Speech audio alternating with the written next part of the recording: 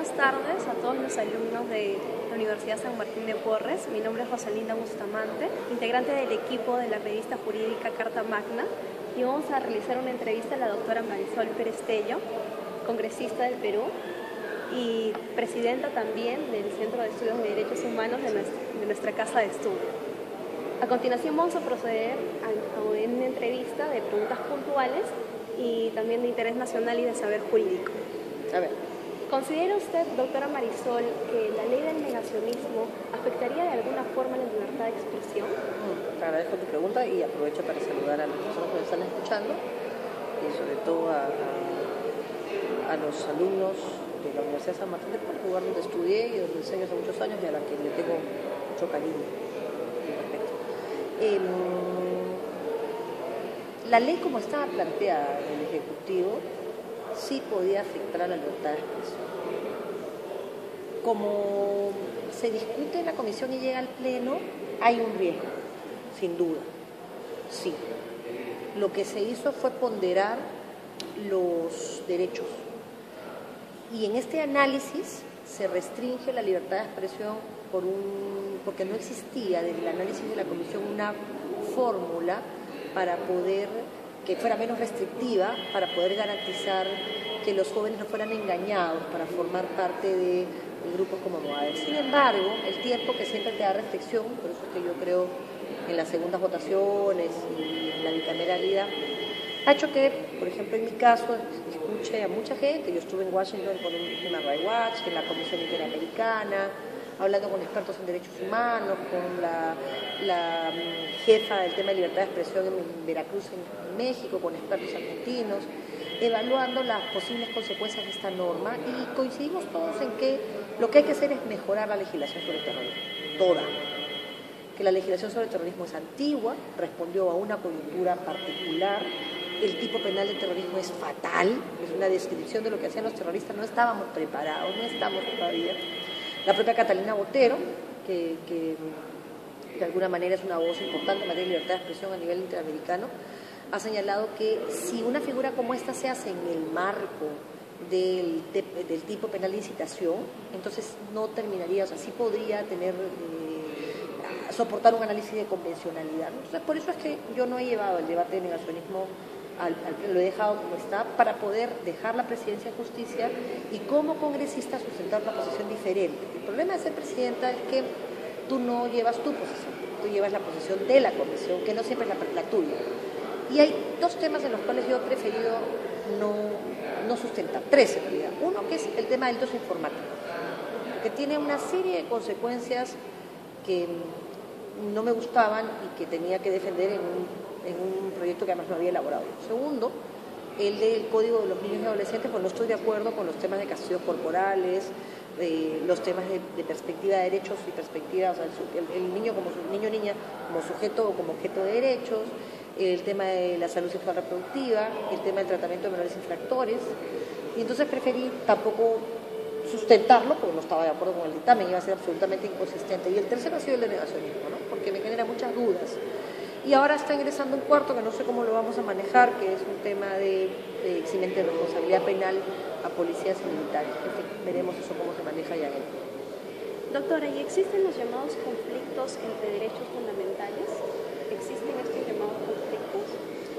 Es una pregunta bien técnica, ¿no?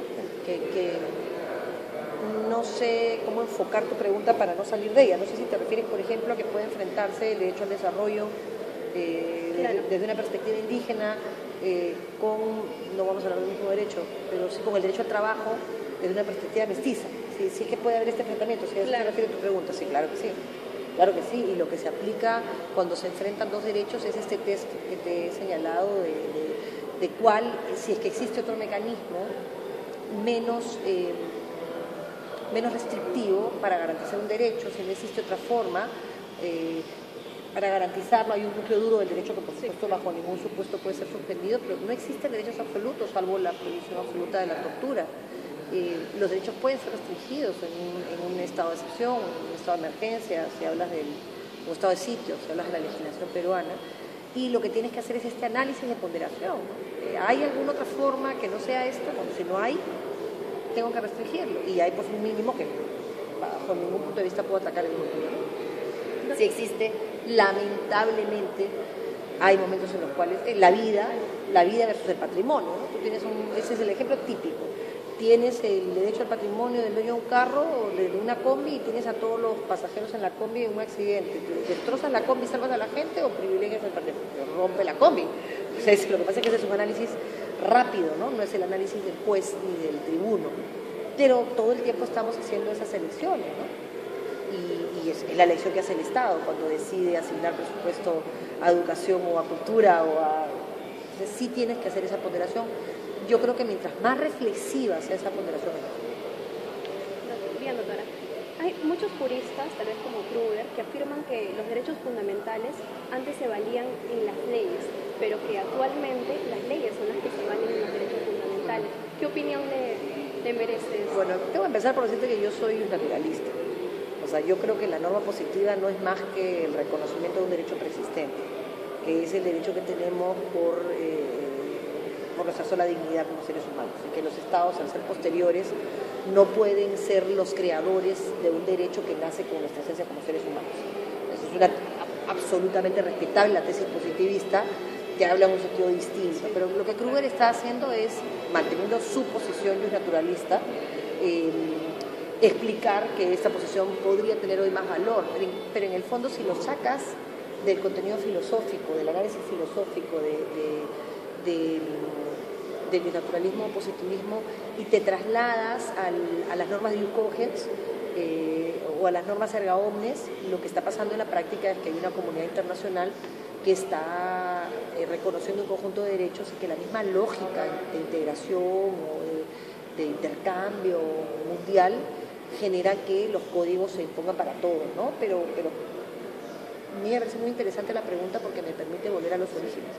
Creo que todo estudiante de Derecho, creo que todo abogado tiene que tener claro qué cosa es, porque eso hace, por ejemplo, que tú entiendas, como es mi caso, que la ley está al servicio del hombre y no el hombre al servicio de la ley, que por lo tanto si la tienes que modificar, la modificas, pues no, porque puede estar mal, y que la ley tiene que acercarse a través del derecho a la justicia, ¿sí? No tiene sentido.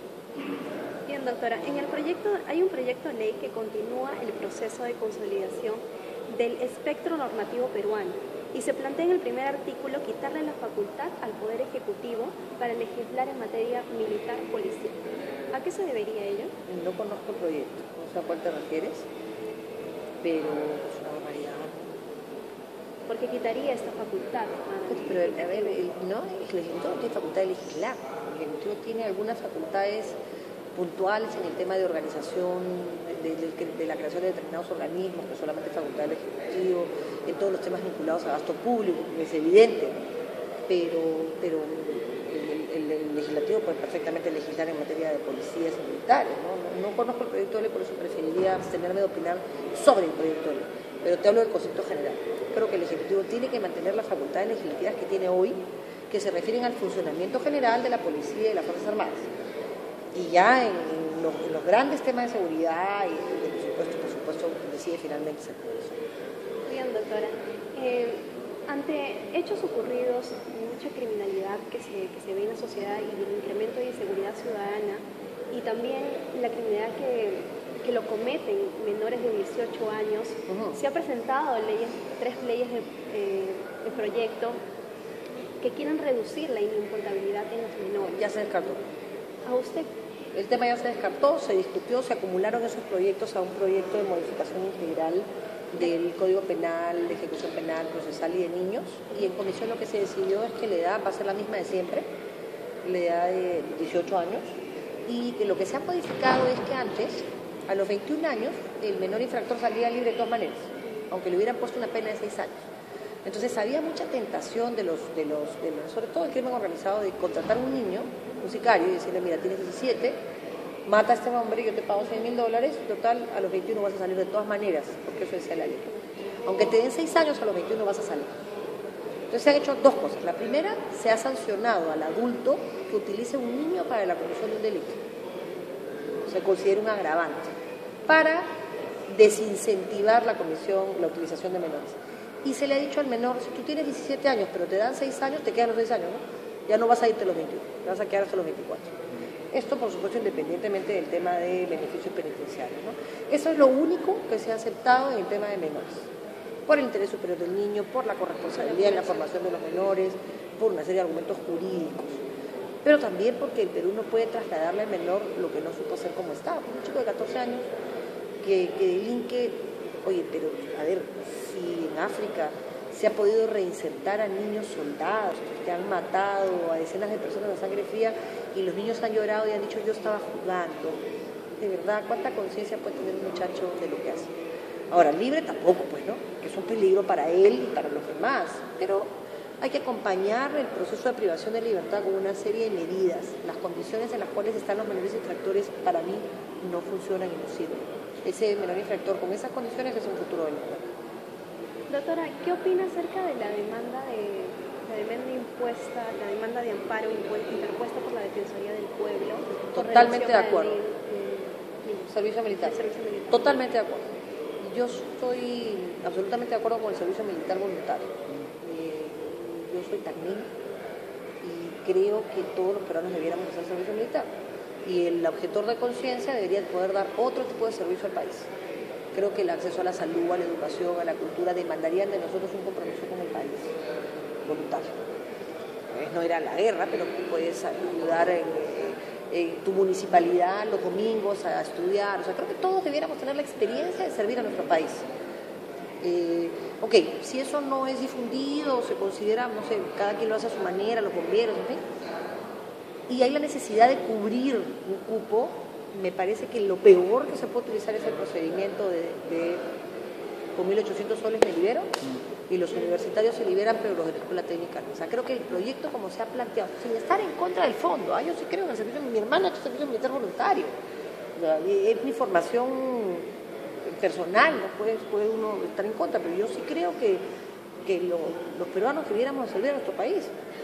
Me parece que es el ABC, pero no así, ¿no? O sea, si no se cubren los cupos, si no es para todos, y no se puede hacer voluntario, con motivaciones, con incentivos, con preparación, con capacitación, si no se puede hacer y hay que cubrir alguna plaza, haz un sorteo, donde el que sale sorteo, pues, pero no me generes estas excepciones, sobre todo vinculadas a dinero o a una discriminación, porque me parece que no es sano. Bueno, es un país con tantas diferencias, tanto racismo encubierto como que tiene Venezuela.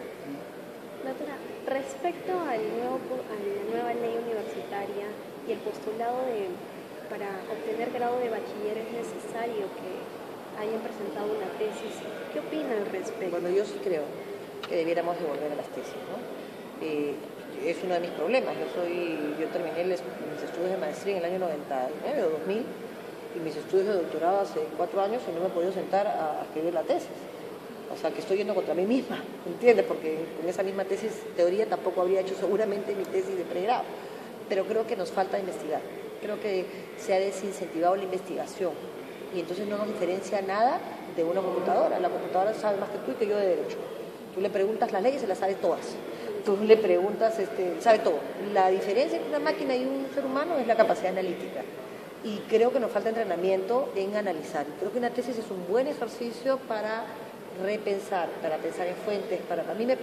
Yo sí creo que la investigación es el camino del progreso y del desarrollo. A mí sí me parece necesario volver a las tesis, ¿no? Sí me parece que eso hace la diferencia entre un universitario de verdad. Y yo me titulé con examen de grado, o sea, digamos, no es que esté hablando como un ejemplo personal, pero si tú me dices cuál fue tu mejor experiencia como universitaria, fue mi tesis para mi especialidad como en Derechos Humanos en la Universidad Complutense de Madrid, ¿no? Me tomó la vida. Encima, como soy un poco torpe y en esa época era más, borré mi archivo, así que tuve que volver a escribir todo porque era una máquina prestada. Yo trabajaba con esa máquina gigante, la Mac del año 1, pues estoy hablando del año 95. Se me borró todo, lloré 20 días, casi me muero y volví a empezar, o sea, hice 2 tesis. Pero creo que ha sido mi mejor experiencia personal, ¿no? De investigación, de lectura, de leer a los grandes, a los clásicos, a los que saben. O sea, sí me parece que es necesario. Creo que nuestro país adolece de investigación. Hemos concluido la entrevista con la doctora, le agradecemos eternamente por este tiempo que nos ha dado y bueno, queríamos tal vez invitarla a usted que diga unas palabras para la revista y a los alumnos de la Universidad San Martín. Bueno, yo lo felicito. Carta Magna me parece una iniciativa interesante. Creo que la academia, al estilo de Platón, es lo que funciona. Es el que quiere enseñar simplemente y los que quieren aprender. Creo que todos tenemos siempre algo que enseñar y en esa medida también todos tenemos siempre algo que aprender, y que los estudiantes verdaderos se construyen en las aulas universitarias, en el debate de las ideas, en el debate de las posiciones. Así que los invito a contribuir con esta revista, que es hoy un sueño de 3 estudiantes, y estoy segura que dentro de 10 años va a ser una revista prestigiada y indexada, y va a ser lo que la universidad tiene que hacer, que es investigar. Así que los invito, porque ellos me lo permiten, hacen ese honor, a escribir. Por supuesto tienen que pasar por la selección de calidad lógica, pero al comienzo, como están empezando, aprovechen, porque pueden decir: yo escribí en la primera edición, cuando sean famosos. Pero los invito a contribuir con este esfuerzo, a todos, y a seguirlos y a poder vincularse. Me parece que cualquier esfuerzo económico contribuye a que ustedes, nuestros títulos, tengan más valor, pero también a que el país se pueda formar una mejor conciencia jurídica. Muchas gracias, invitados. doctora Marisol. Muchas gracias.